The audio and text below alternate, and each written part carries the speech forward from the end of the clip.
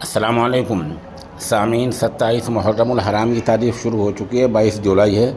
ख़बर का उन्वान है, बिहार में 51 लाख वोट कट सकते हैं।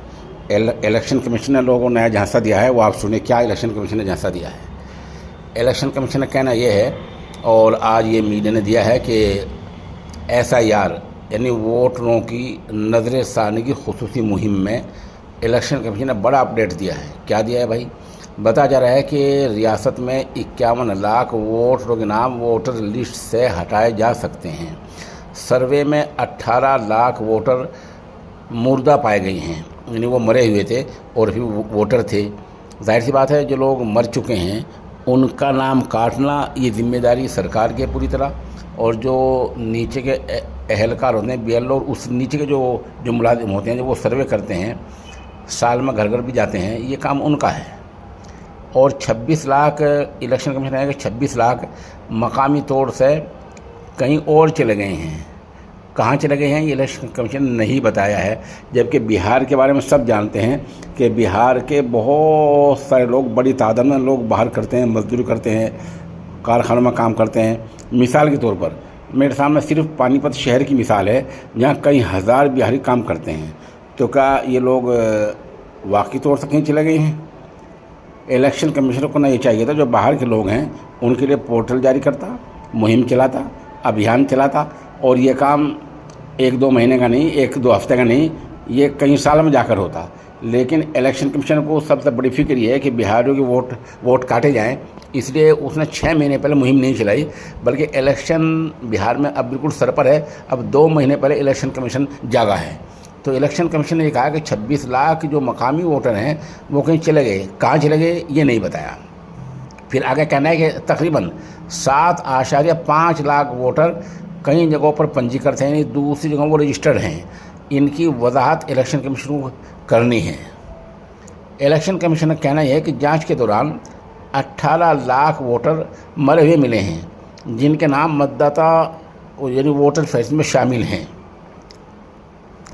इलेक्शन कमीशन का कहना है कि 21 जुलाई 2025 तक घर घर जाकर किए गए सर्वे में 11,000 वोटरों के बारे में कोई जानकारी नहीं मिली है, जबकि सच्चाई है कि एक वोट कीमती होता है। एक वोट की जानकारी भी इलेक्शन कमीशन को होनी चाहिए। ये वजह यह है, ये इलेक्शन कमीशन जल्दबाजी में पूरा काम बिहार का ख़राब करना चाह रहा है। इलेक्शन कमीशन का मज़ीद कहना है कि बिहार में 7.89 करोड़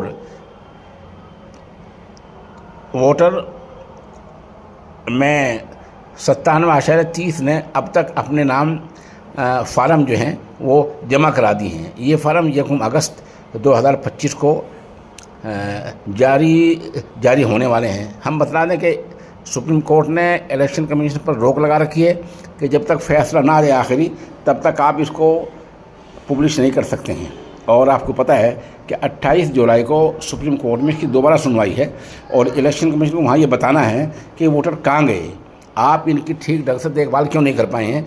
ये इलेक्शन कमीशन को वहाँ बताना है। और क्या कहा इलेक्शन कमीशन का कहना यह है, जो BLO हैं और 1.5 लाख बूथ लेवल एजेंट हैं वो उसमें शामिल हैं। वो लोगों के घर घर गए हैं, और SIR से कोई भी वोटर न छूटे, इसके लिए इलेक्शन कमीशन ने कई कदम उठाए हैं। जिन वोटरों के नाम मुर्दा मिले हैं या वो कहीं चले गए हैं या 2-3 जगहों पर रजिस्टर्ड हैं, इनकी पहचान की गई है। लेकिन जो मीडिया में खबर आ रही है उसमें पहचान का उल्लेख, पहचान की वजाहत कहीं भी नहीं हो पाई है। कुल मिलाकर इलेक्शन कमीशन ने आज ये एक बड़ा झांसा दिया है, और अपोजिशन पार्टी ने इसीलिए इसको रद्द किया है। वहाँ के अपोजिशन रहनुमा तेजस्वी का कहना ये है कि अगर एक वोट भी इससे कम हो गया तो इससे जिम्मेदार वज़ीर आज़म मोदी, वज़ीर दाखिला अमित शाह और इलेक्शन कमीशन होगा। अब देखना यह है कि 28 जुलाई को सुप्रीम कोर्ट में इलेक्शन कमीशन और मज़ीद क्या कहता है, और सुप्रीम कोर्ट का फ़ैसला क्या आता है। पूरे हिंदुस्तान की निगाहें सुप्रीम कोर्ट के फैसले पर लगी हुई हैं।